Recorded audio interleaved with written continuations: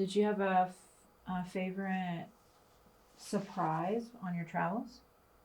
A favorite surprise on my travels. Like, for example, when I traveled around the world, I was very pleasantly surprised by hiking a volcano for the first time and the immense gratitude I felt by witnessing such natural beauty.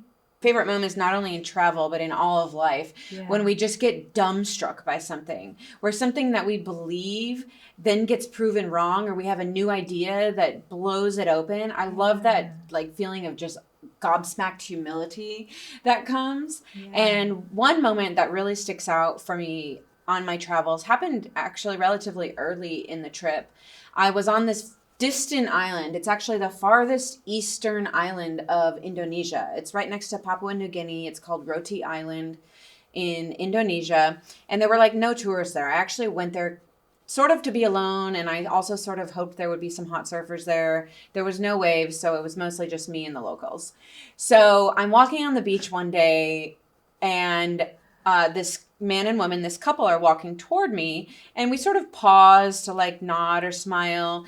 And the lady notices this beautiful beaded bracelet that I had bought when I was just in Bali. And so we can't speak the same language, but she's sort of pointing, saying that bagus is the Indonesian word for beautiful. She's like, bagus, bagus. And so I took the bracelet off and I gave it to her.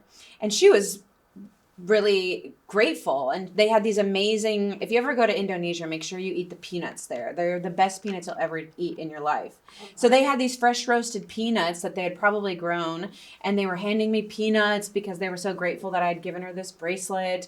And we're sort of, the whole we don't speak the same language, speaking but not speaking. And then they grab my hand and they start taking me up the beach, and I get the gist that we're going to their house.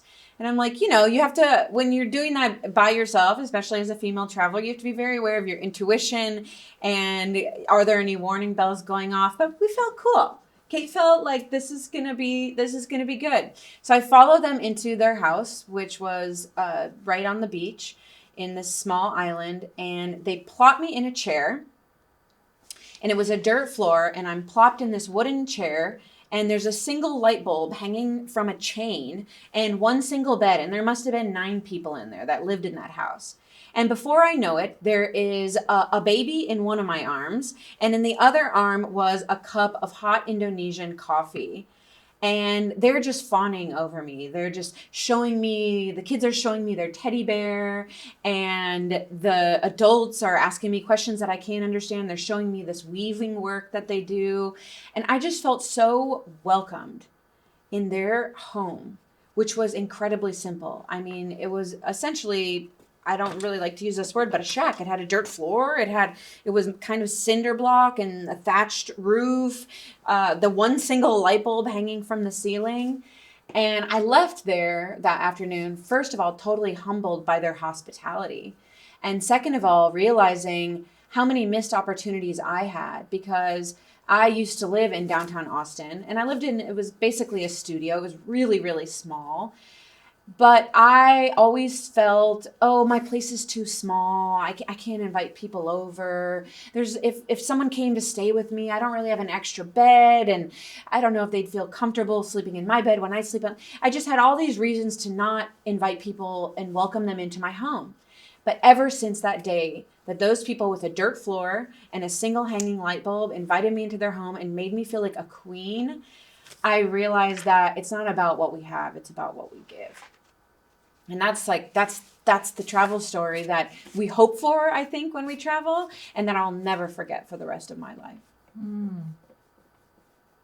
Wow. Did you stay in touch with them, or? Oh, no, I don't even know their names. Wow. No, I mean, I don't even know if they have phones. It was literally just this one profound interaction. They were changed, I'm sure, in some way by me. I was profoundly changed by them as well. Wow.